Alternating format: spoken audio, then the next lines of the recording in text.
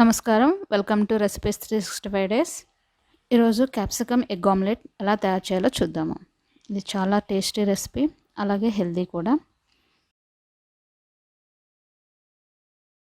So ఒక capsicum తీసుకొని ఈ విధంగా రౌండ్గా చక్రాల్లాగా కట్ చేసుకోవాలి.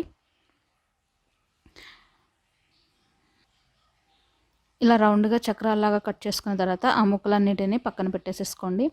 ఆ తర్వాత ఒక బౌల్ తీసుకుని దానిలో మనం కట్ చేసి పెట్టుకున్న ఉల్లిపాయ తరుగు, అలాగే పచ్చిమిర్చి తరుగు, అల్లం తరుగు వీటన్నిటిని కూడా యాడ్ చేసుకోవాలి. ఆ బౌల్లో అన్నీ చిన్నగా సన్నగా కట్ చేసేసుకోండి. ఆ తర్వాత ఒక 1 స్పూన్ సాల్ట్ యాడ్ చేసుకోవాలి. నెక్స్ట్ పావు స్పూన్ పసుపు వేసుకోండి.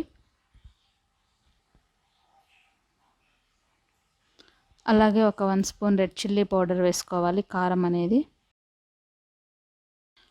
కారం వేసుకున్న తర్వాత అన్నిటినీ ఆనియన్స్ వీటన్నిటినీ కూడా చక్కగా మిక్స్ చేసుకోండి. ఆ తర్వాత 2 ఎగ్స్ని బ్రేక్ చేసి ఎగ్ వేసుకోవాలి. ఇప్పుడు ఈ బౌల్లో మొత్తం అంతా కూడా కలిసే విధంగా చక్కగా బీట్ చేసుకోండి. అలా చేసుకున్నట్లయితే ఎగ్ ప్లఫీగా బాగుంటుంది, చక్కగా పొంగిద్ది, చాలా సాఫ్ట్ ఆమ్లెట్ లాగా వస్తుంది. అలాగే ఒక పావు స్పూన్ జీరా కూడా యాడ్ చేసుకోండి. ఇప్పుడు నెక్స్ట్ పొయ్యి మీద ఒక ప్యాన్ పెట్టుకుని ప్యాన్ వేడెక్కిన తర్వాత ఆయిల్ యాడ్ చేసుకోవాలి. ప్యాన్ బాగా వేడెక్కిన తర్వాత మాత్రమే మనము ఈ ఆమ్లెట్ అనేది ప్రిపేర్ చేసుకోవాలి. చల్లగా ఉన్నప్పుడు చేయకూడదు. ఎందుకంటే అది ప్లఫీగా రాదు, గట్టిగా హార్డ్గా వస్తుంది ఆమ్లెట్. బాగా సాఫ్ట్గా ప్లఫీగా రావాలి అంటే ఆయిల్ బాగా వేడెక్కిన తర్వాత ఇప్పుడు నెక్స్ట్ ఈ క్యాప్సికమ్ పీసెస్ కట్ చేసి పెట్టుకున్న క్యాప్సికమ్ పీసెస్ని చక్కగా నీట్గా అలా అరేంజ్ చేసుకోండి. ఈ మధ్యలోని ఈ ఎగ్ బ్యాటర్ని అంతా కొంచెం కొంచెంగా అలా వేయండి.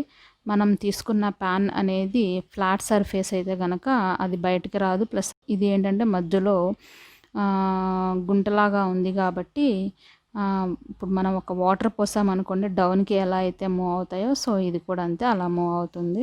తర్వాత ఆయిల్ అప్లై చేసుకోండి. మరి కొద్దిగా ఒక 1/2 స్పూన్ ఆయిల్ యాడ్ చేసుకోండి.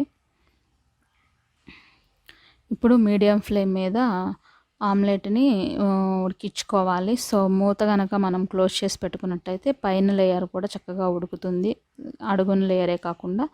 ఇప్పుడు మనం కొంచెం మంట ఫ్లేమ్ పెంచుకొని ఇప్పుడు నెక్స్ట్ వైపు కూడా టర్న్ చేసుకోవాలి. టర్న్ చేసుకున్నప్పుడు హై ఫ్లేమ్ పెట్టుకోవాలి, అప్పుడు సాఫ్ట్గా ఉంటుంది ఆమ్లెట్ అనేది. సో మన క్యాప్సికమ్ ఎగ్ ఆమ్లెట్ అనేది రెడీ అయిపోయింది. చాలా టేస్టీగా ఉంటుంది. ఇప్పుడు కిడ్స్కి ప్రజెంటేషన్ కూడా సంథింగ్ డిఫరెంట్గా ఉంటుంది కదా, సో లైక్ చేస్తారనమాట.